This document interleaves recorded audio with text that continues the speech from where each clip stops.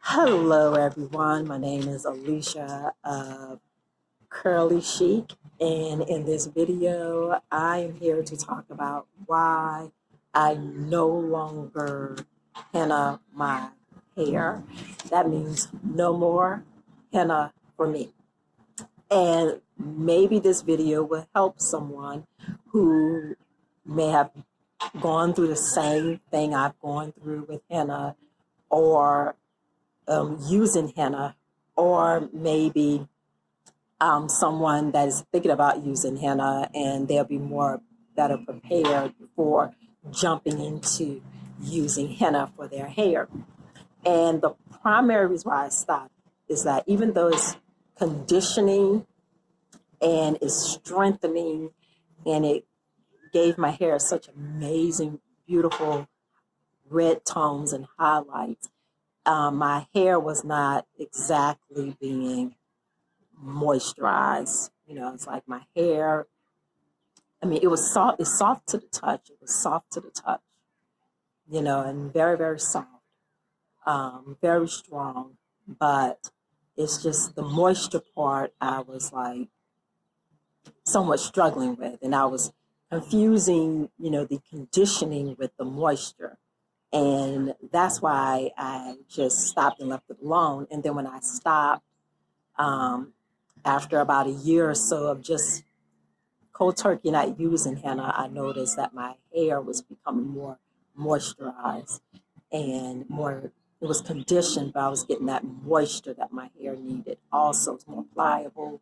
My curl pattern started to really started to come back again, and clumping and everything else, where at one point, I would have like a curl pattern maybe towards the back and the side of my hair, but the top of my hair was like in frizz heaven, with using henna. So I've been a henna head for over 7 years. I've used henna in my hair for 7 years on a regular basis, and tried different methods with using henna that would probably work with conditioning my hair, even with the acidic acid, using that in my hair, like fruit acid in my hair, to help the henna work better, and for coloring my hair and strengthening my hair at the same time. I could get the best benefits out of it. I have other videos on that you guys can check out, with using an acid base and what is the best acid base, especially for those with dry hair types, or just the best acid base for those who want, of more shine and more shine, and have their cuticles more smoother cuticles, and a lot more shine to the hair, or where the hair doesn't feel dry and very brittle after using henna for the first time or after their first application. So you can check those videos out. So I also want to give you all, let you guys understand how henna works in the hair.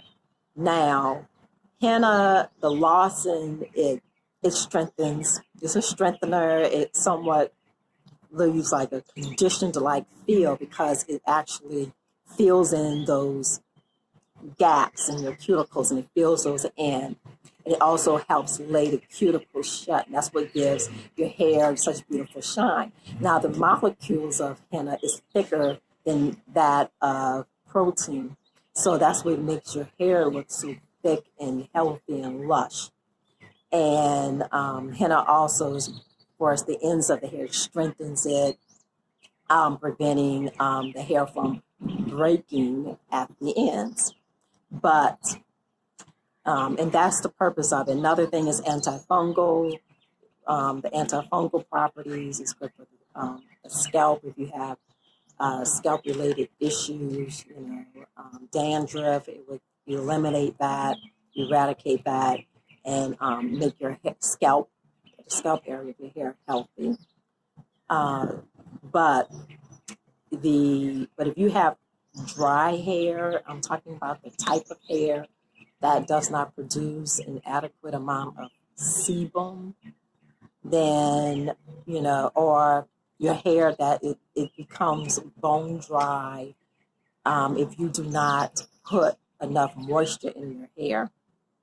Now I'm not talking about chemically treated hair. I'm talking about those with virgin hair types. If your hair it becomes bone dry, you just avoid any type of moisture. Like if you just put conditioner in your hair and that's it, shampoo, condition, go about your way, and then 3 days later it's dry, then you pretty much fall in that category without, and your scalp does not produce an adequate amount of sebum, then you fall in that category of having dry hair. Where what henna does is that because, the molecules of the lawson is so thick and it shuts the cuticles down, like lays it flat, it makes it almost difficult for moisture to actually penetrate that.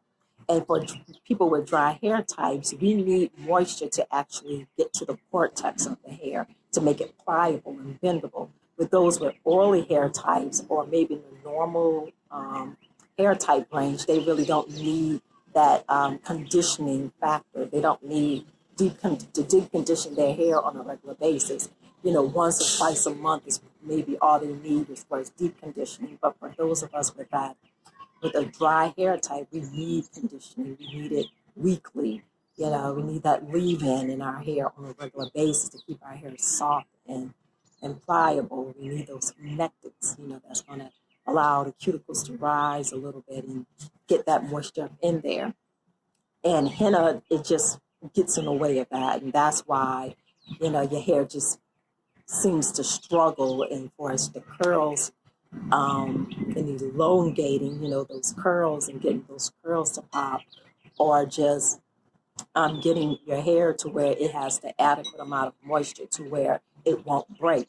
Because you can have strengthened hair, but what's the purpose of having strong hair or soft hair or thick hair if you can't hold on to your hair, or you're struggling to hold on to your hair because your hair is not getting that moisture that it needs. So in other words, if you have oily hair type or your hair falls in a normal range, henna will work best for you. Go get it. Use it as often as possible. That's great. Enjoy henna. Henna is your friend. But for those of us with dry hair, and we need that moisture, our hair thirsts for moisture, then you just leave it alone. And then the reason why I really thought about it, I had to sit and think really hard before I just completely stopped, is because I've noticed that my children's hair, my 3 girls, their hair, I'll deep condition, and a few times if it goes dry, I'll deep condition, or I apply conditioner to their hair will just bounce back. But with my hair, it's like I can do the exact same thing. I can go hard with deep conditioning, when I henna my hair, and it just seems as if my hair was not. It was like, nope, it's soft. This is the best, it's going to happen. This is the best you're going to get. And I struggled with that, with that. But the moment I stopped, after several months of just stopping, then my hair started coming back. Now, for those of you who wants to stop using it or want to, like, at least get that moisture back into your hair, you don't have to cut your hair to get the moisture back into your hair. It's going to take about a year, 10 months to a year after your last henna application for that moisture for you to start seeing a change in your hair. That's how strong henna is. That's how strong lawson is in your hair. It's going to take about that long to actually start seeing a major change, which means you're going to have to start focusing on conditioning the hair and deep conditioning your hair on a regular basis until your hair starts taking in that moisture. About 6 months, you're going to start seeing the change. That 10th month, you're going to really start seeing the change. But when your hair starts, you really start noticing the difference is somewhere like right around the 10th month and 12th month. That 12-month mark is like, bam. Here, it's like, there it is. Right at that 12-month mark. Trust me. When I hit 12 months, it was like curls was just like, my hair just started laying down. At one point, it would just like sit up or stand up, like it never laid down. But the moment I got to month number 12, my curls, it just laid. It was like, there it is, bam. So I hope this information was very helpful. Oh, one more thing is that another alternative, if you have to have henna and you can't live without it, and something that you need, or it's been beneficial to you, it's been beneficial to your scalp, but you want the moisture back, then the best alternative is using cassia or cassia. You use that instead. Because cassia, you'll get the same benefits, exact same benefits. It's just that the effects don't last as long. So it lasts like up to six weeks, maybe 2 months, depending on how often you wash your hair. And then you just have to reapply. The effects, it just goes away. So then right around that 6-month part, you can just focus on moisturizing, and then reapply.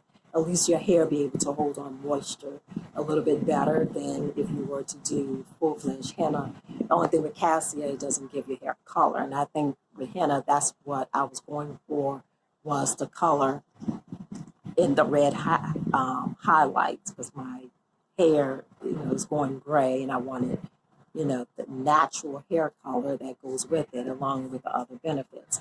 But I have to step away from that for a while, and I've been venturing off into using regular hair dye, a mixture of regular hair dye and semi, just so I don't damage my hair. But I hope this information was helpful to someone. Please don't forget to like this channel and subscribe and hit the notification bell. Thank you all for watching. You have a wonderful day. Goodbye.